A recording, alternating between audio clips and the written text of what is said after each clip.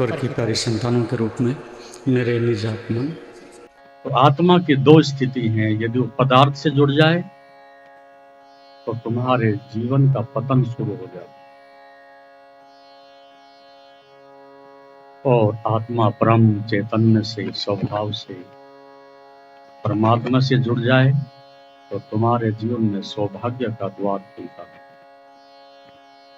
अधिकांश दुर्भाग्य से आप सब लोगों की आत्मा पदार्थ से ही जुड़ी हुई है। इसलिए जो वर्षा हो रही है वो कभी दिखाई नहीं देती। पदार्थ की अवस्था में उस अमृत का मनुष्य को अनुभव हो ही नहीं सकता, क्योंकि इस सृष्टि का नियम है कि दो में से एक चुन सकते हैं, दो में से एक रास्ते पर ही चल सकते हैं, दो में से एक का ही वर्णन कर सकते हैं।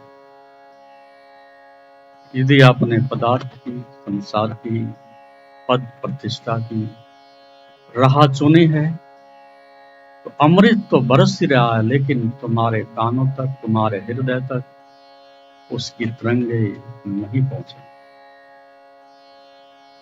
अहरनिश बरस रहा है, लेकिन यदि औंधा खड़ा हो तो उसे पता भी नहीं चलता। बरसता बहुत, लेकिन एक बूंद अंदर प्रविष्ट नहीं। ऐसा नहीं कि परमात्मा किसी के साथ पक्षपात करता। अभी भी चारों तरफ वर्षा हो रही है।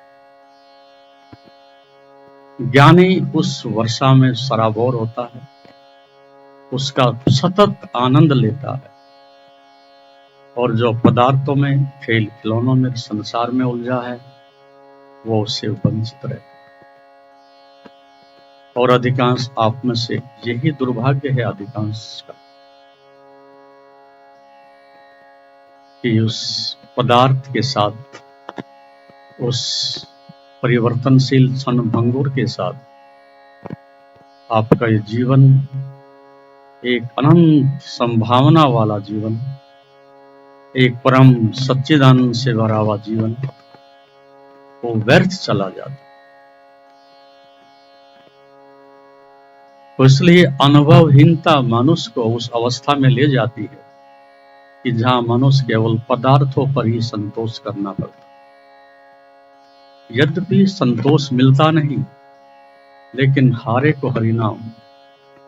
फिर अपने दिल को बहलाने के लिए कुछ रंगीन पत्थरों से, कुछ चमकते हुए भव्य दीवारों से, कुछ सुंदर आभूषणों से, पद प्रतिष्ठा से, उस भूल भलैया में मनुष्य अपने को डाले रखता है, व्यस्त रखता है। इसलिए हम दौड़े जा रहे हैं, क्योंकि एक आशा तो है। इसलिए किसी ने व्यंग कसा है कि अनुभव के ऊपर आशा की विजय होती है। कितना भी आपको पीड़ा हो, दुख हो, विषाद हो, फिर भी एक आशा जगती है कि इसमें से कुछ अमृत निकले।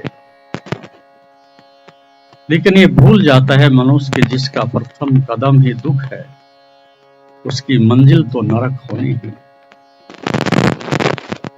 जो बीज ही मनुष्य का विषाद है और जहर है, उसकी परिणति तो मृत्यु के रूप में होनी ही।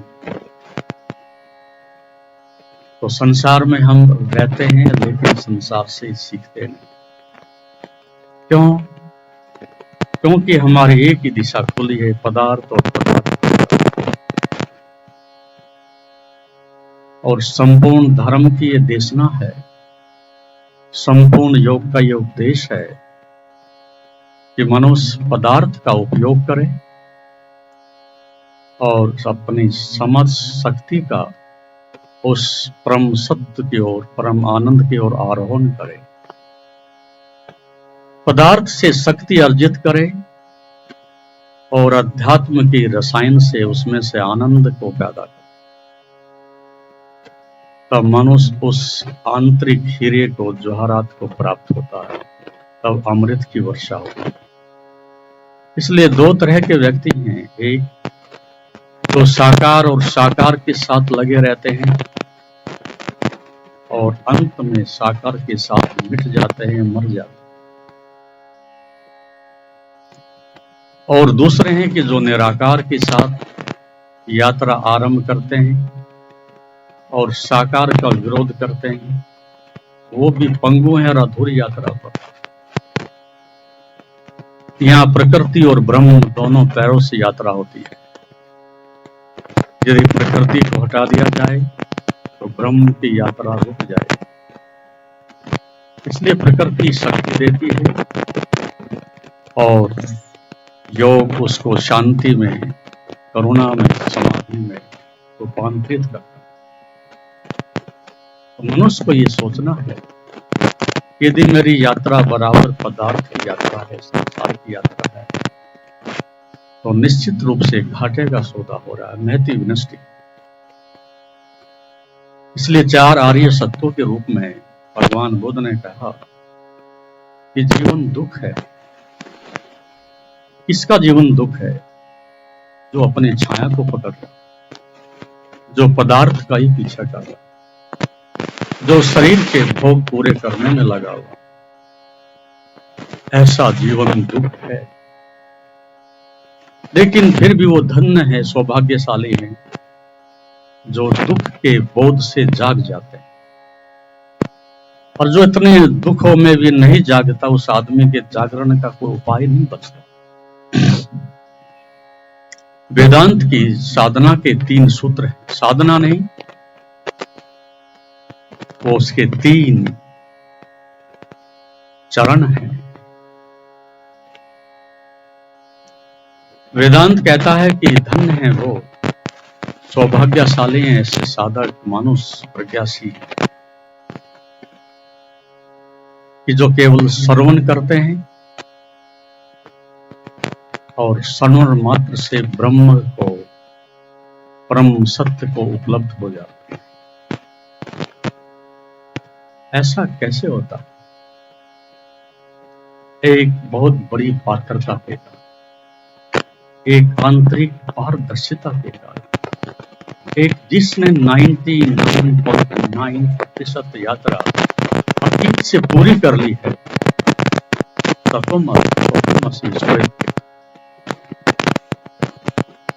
उसके लिए इतना ही पर्याप्त है कि एक बार उस ब्रह्म चैतन्य का सीधे उसके हृदय से संसर्ग हो, बिना मन के, बिना बुद्धि के, जब चैतन्य से आपका संसर्ग होता है, तब ये घटना 1% घटी है अतीत कि अभी आए और ब्रह्म बोध को उपलब्ध हो गए। ये यात्रा कहने को यात्रा थी, ये पहले ही संपन्न हो चुकी है। इसलिए वेदांत की साधना में श्रवण करने से 1% ऐसे मनीषी, ऐसे ब्रह्मनिष्ठ जिनको बोध हो सकता, लेकिन हमने सुनने की क्षमता खो चुकी। जो व्यक्ति चारों तरफ से अनिष्ट को, असत्य को, पदार्थ को, संसार से अपने को भरे हुए है, नकारात्मक ऊर्जा से, अहंकार से अपने को भरे हुए है, ऐसा व्यक्ति श्रवण नहीं कर सकता सत्य का। कान उसके पास होंगे लेकिन सुनने की क्षमता हृदय में नहीं हो। और वही शिष्यत्व को उपलब्ध होता है कि जो श्रोत्र है, जो सुनने की क्षमता रखता है, जो कान नहीं उसका पूरा अस्तित्व ही कान बन जाए, तब वो पी जाता है तो इसलिए एक शिष्य गुरु के साथ लंबे समय तक बना रहता है और अनेक अवसर होते थे कि वो पी जाए।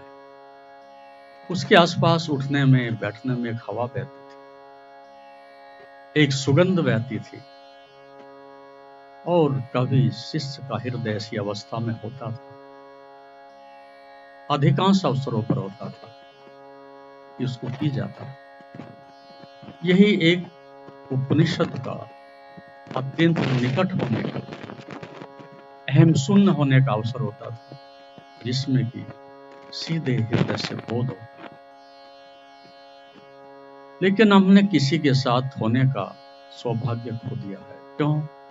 जो अपने साथी होने के लिए सामर्थ्य नहीं रखता, जो अपने केंद्र से ही टूट गया है, जो अपने पास होने की क्षमता ही नहीं रखता है, वो दूसरे के पास नहीं हो सकता।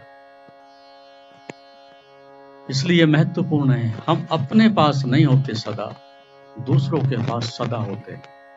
और यही आत्मा का बहिर्गामी द्वार है, यही आत्मा का पदार्थ से जुड़ जाना है। आप अभी भी देखो और अनुभव करो कि बराबर सतत आप बाहर दूसरों से जुड़े हुए हैं। यही अधार्मिक आदमी का लक्षण है। आपका देखना, सुनना, चलना फिरना, संबंध, रिश्ते, नाते, पति पत्नी, भाई बंधु, सतत अहरने से एक धारा बाहर बह रही है।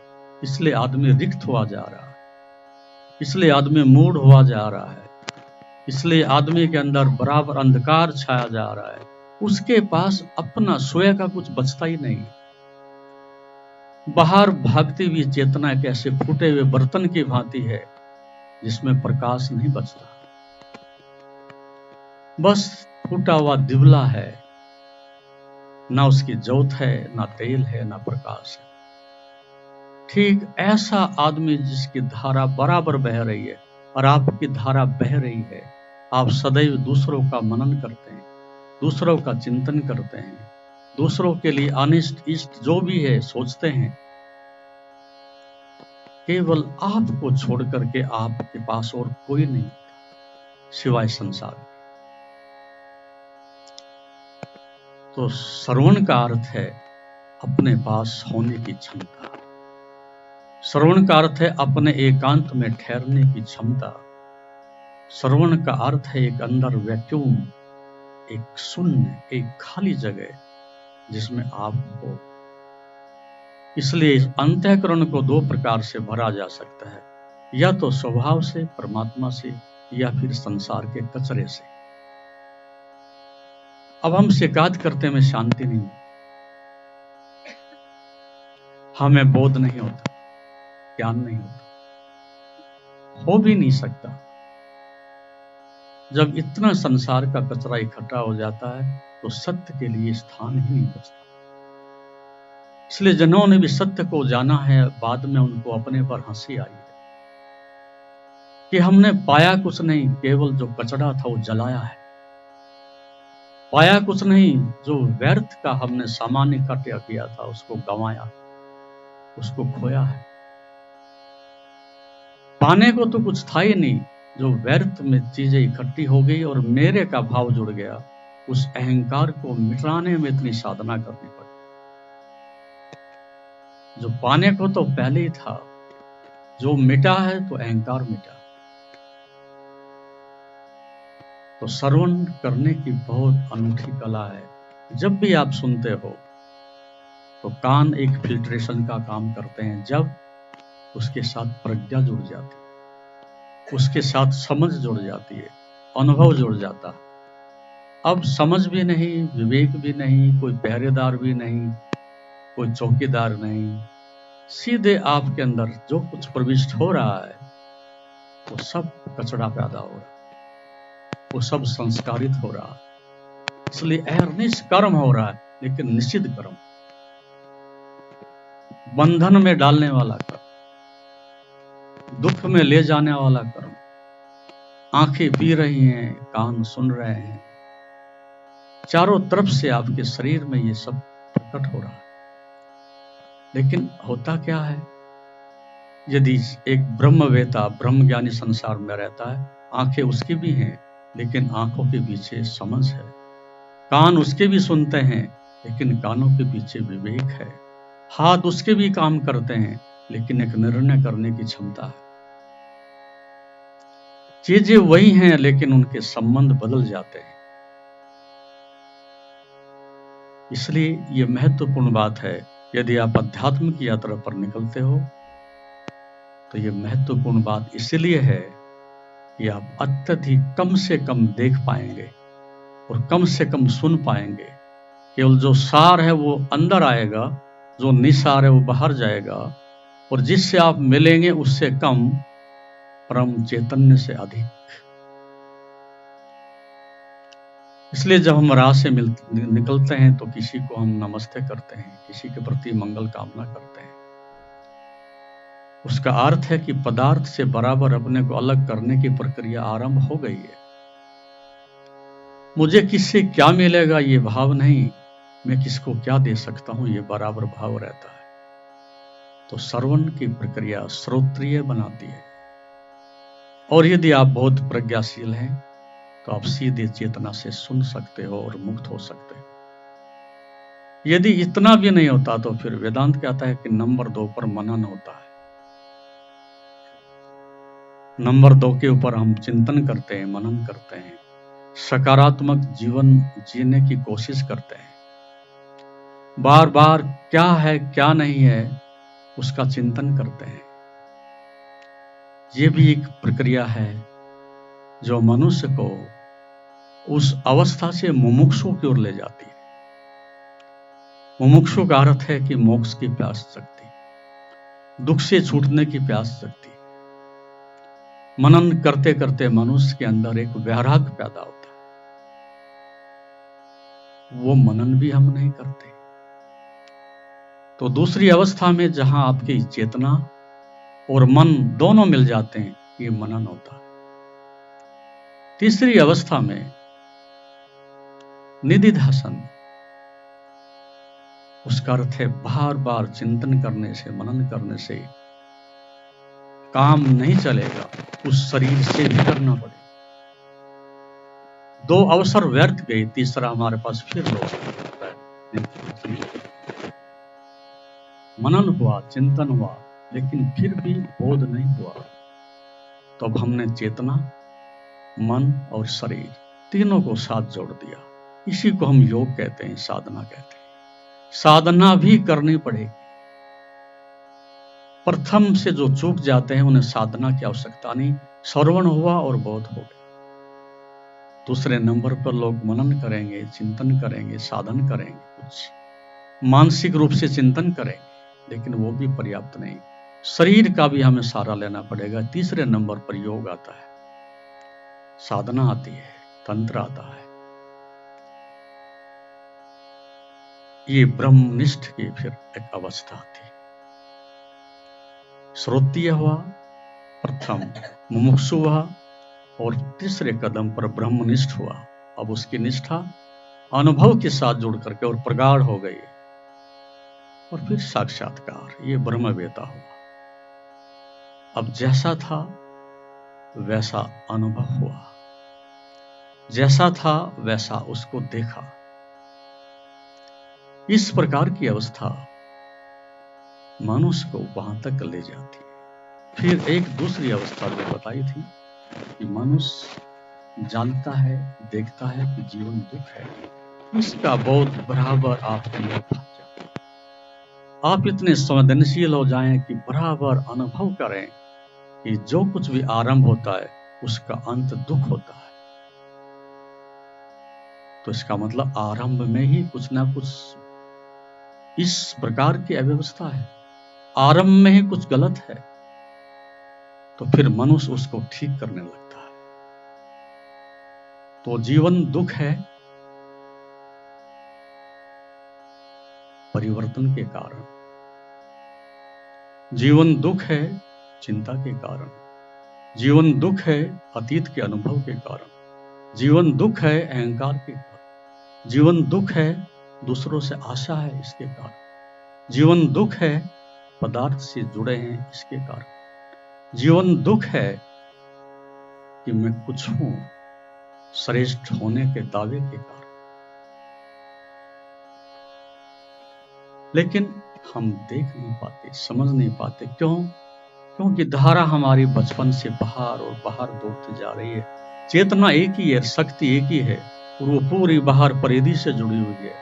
तो बोध के लिए न समय है, न शक्ति है, न व्यवस्था है, न सिस्टम, कुछ भी नहीं। तो धार्मिक आदमी का अर्थ है इस व्यवस्था को बदले और अपने जीवन को गहराई से निरीक्षण करे और देखे कि जो कुछ मैं देख रहा हूं, सुन रहा हूं, वो सब दुख में ले जाता है। भोजन करते हैं तो बीमारी में ले जाता है, तो मुझे परिवर्तन करना चाहिए। मैं किसी के साथ बैठता हूं तो मित्रता शत्रुता में बदल रही है, तो मुझे परिवर्तन करना चाहिए। मैं धन तिजोरी में लाया हूं कमा करके, और वो मुझे अधिक विषाद में डाल रहा है, मुझे और अधिक भय में डाल रहा है, बहुत अधिक दुख में डाल रहा है। तो सोचना चाहिए कि मुझे कहीं भूल हुई है, उसकी व्यवस्था बदलनी चाहिए। विवाह हुआ है, गृहस्थ आश्रम में आ गए हैं और दुख आरंभ हो गया है पहले से अधिक, इसका मतलब हमारा मिलन दुखद है। इसे सुखद कैसे बनाया जाए, उसके लिए हमें प्रयास करना चाहिए। तो संसार में प्रत्येक वस्तु दुख की ओर ले जाती है। क्यों?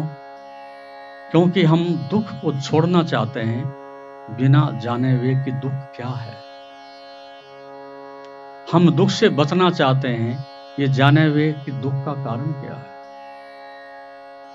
और जब तक कि आप कारण नहीं जानते, उसका डायग्नोज नहीं होता, तो उसकी दवाई भी नहीं होती।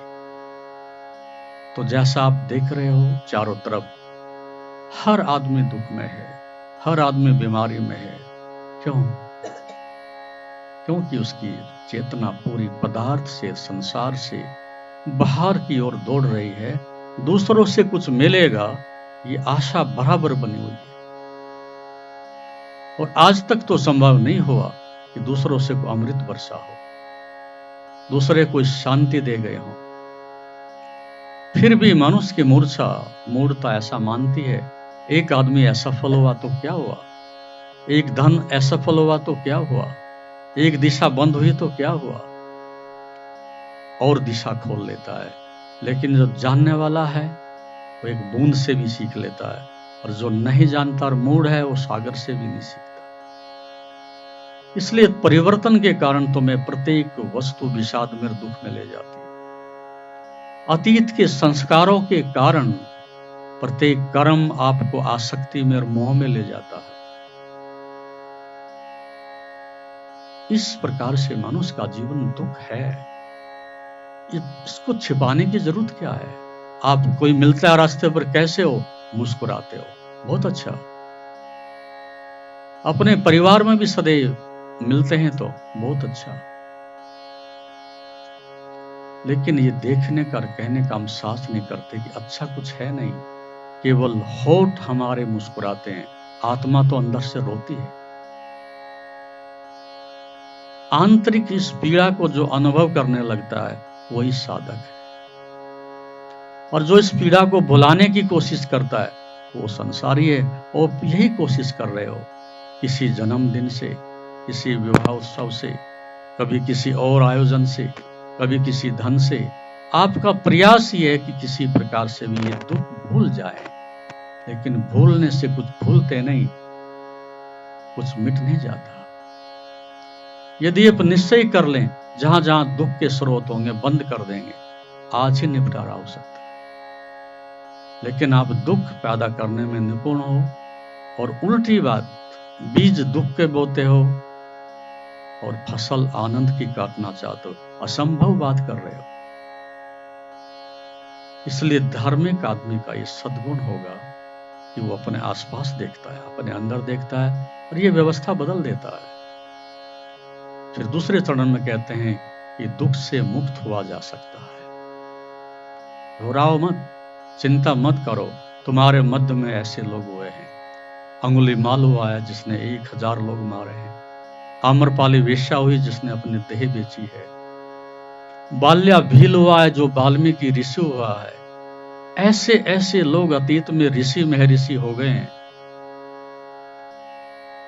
आप भी हो सकते हो। अतीत में इतनी साधनाएं करके मनुष्य उस शिखर तक पहुंचा है। ये प्रत्यक्ष आपके सामने उदाहरण है। आपके मन में एक प्रेरणा जगती है, मैं भी जग सकता हूं, मेरा भी दीपक प्रज्वलित हो सकता है, मेरी भी प्रज्ञा जग सकती है। जब ऐसे ऐसे मूढ़ संसार में ब्रह्मवेता हो गए, तो मुझे तो फिर भी प्रभु कृपा से बहुत कुछ संस्कार मिले हैं, शास्त्र मिले हैं, व्यवस्था मिली है, अच्छे माता पिता मिले हैं, तो बात ही क्या है, असंभव ही क्या है। दुख से मुक्त हुआ जा सकता है, लेकिन दुख को जान करके, भुला करके नहीं। और दुख से मुक्त होने की विधि है, तीसरी बात कहते हैं। दुख से मुक्त हुआ जा सकता है, दुख से मुक्त होने की विधि है योग, ध्यान, वेदांत, भक्ति, कर्म योग। ये सब जो साधन बनाए हैं, वो विधियां जो दी हैं, इस जंजाल से, दुख से, बंधन से छूटने के लिए इस प्रकार की विधियां हैं, जिसका आप अनुगमन करके मुक्त हो सकते हो।